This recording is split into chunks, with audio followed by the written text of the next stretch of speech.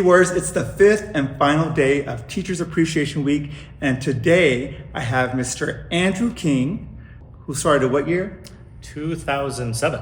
2007, and his final year was? 2014. 2014. So we just missed each other. Yes. Because I got here in 14-15. And what subjects did you teach while here? I taught U.S. History, AP U.S. History, and I was also the Director of Student Activities. You want to tell a story of how you came to Puente High School? Yeah, I graduated in college in 2007, and actually the plan was to go to law school. But my professor in college tricked me and said I would make a good teacher when I was taking a education class. And so I applied to a couple of districts, and La Puente actually is just one city over from where I grew up, and I really wanted to serve a community that was close to my home and served the same community as where I grew up. Besides ASB, was there any clubs or sports that you advised? Yeah, so for a while I did Renaissance for a little bit before we kind of split ASB and Renaissance apart. So there were what? There was a year or two where ASB and Renaissance were actually combined. So ASB put on ASB rallies and Renaissance rallies, and I worked with Mr. Lane to eventually take over Renaissance, and I would lead ASB. My first year here, we had a group that created something called A&V, or Acta, non-Verba, which was action, not words. And so that was like a community service club that we did. Oh. Stevie, shout out to you if you're watching this. And then we also did something called Critical Issues Forum, which was a club that was trying to teach high school students about nuclear weapons and nuclear disarmament. And so they would share their presentations with other students across the United States and Russia so that we can get rid of nuclear weapons around the world. So of all 7 grad classes that you are here for, is there one grad class you can say sticks out to you? So the most memorable year for me will have to be the first AP US history class that I taught. And when they graduated, so they would be the class of 2009. I remember they were my first year, my first AP graduating class. They were also my first ASB class.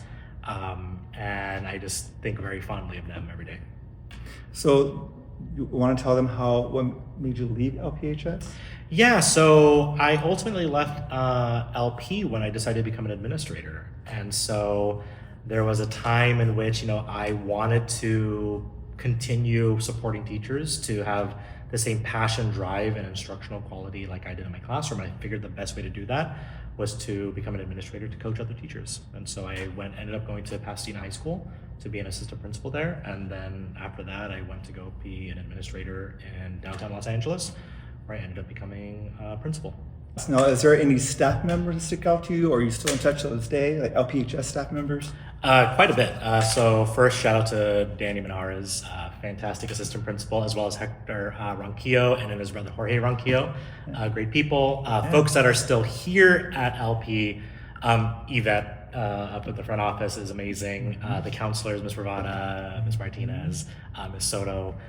There's a lot of just really great memories. I really enjoyed my time here. Mr. Val and the history team was just fantastic. Mr. Lane, Mr. Jones. So I'm just have been really fortunate that the relationships I had here at LP have kind of continued over the years. And so just hi to everyone. You're all amazing people, and keep doing the great work you're doing.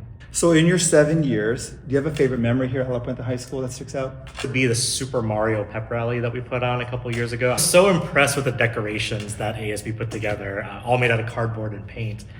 So that was a really cool pep rally. Let's tell our audience, what is Mr. Andrew King up to now? Sure. The last 11 years, I've been a high school administrator. The last 5 years, I've actually been a high school principal. But in the last month or so, I've actually left the school site, and I've been working for some nonprofit post-recovery fire work, helping with the LA fires. As you know, I actually lost my home in the Eden fire in January. And so it's been my mission since then to make sure that we help all Los Angeles residents recover from the fire, and that's been a big passion of mine. And so you actually got to visit my home a couple weeks ago, and I think we have some clips of that we can look at. Yes, take a look.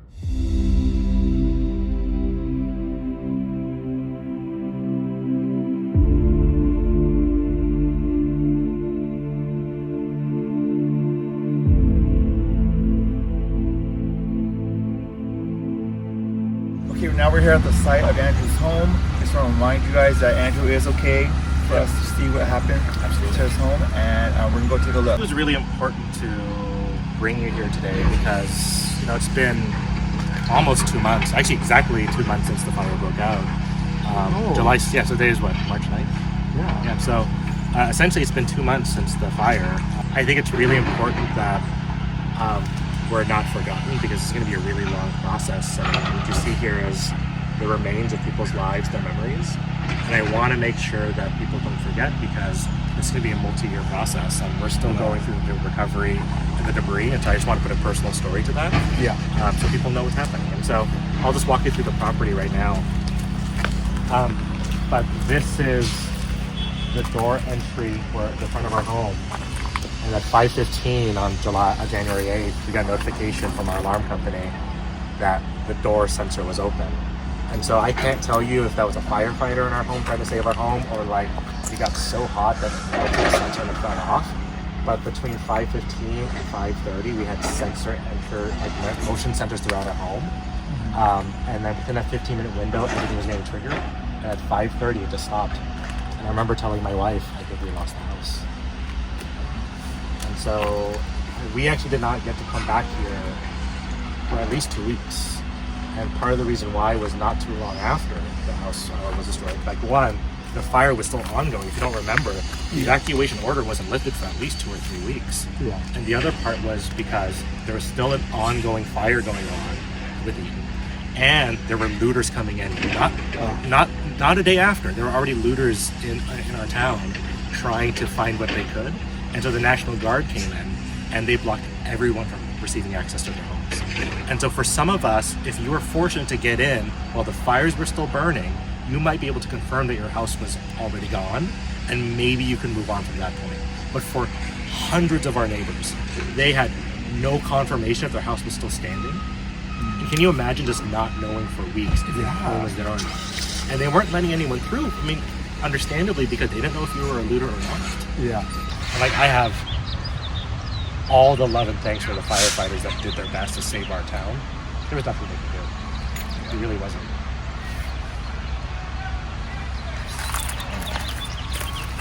I think people will ask,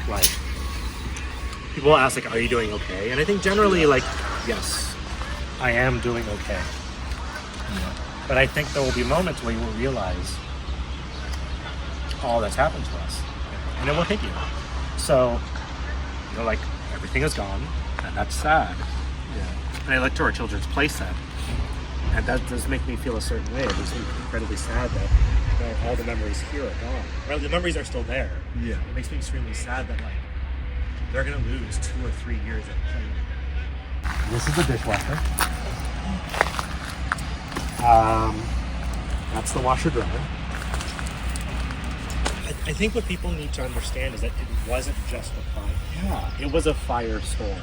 It's 100-mile-per-hour winds with thousands of homes simultaneously on fire. There are so many residents, by the way, here in Altadena that are underinsured that people are having to sell their homes and leave because they can't afford to rebuild.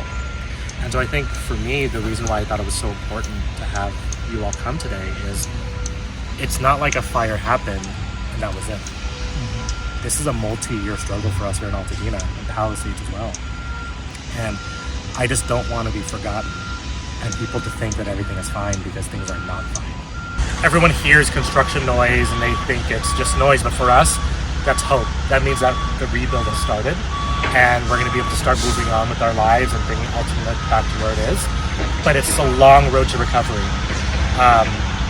And we still need a lot of help. Andrew, I just want to say thank you for sharing your story.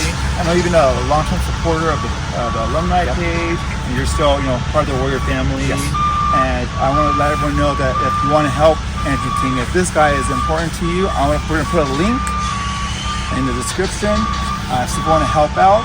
Yeah, and it's not just for us.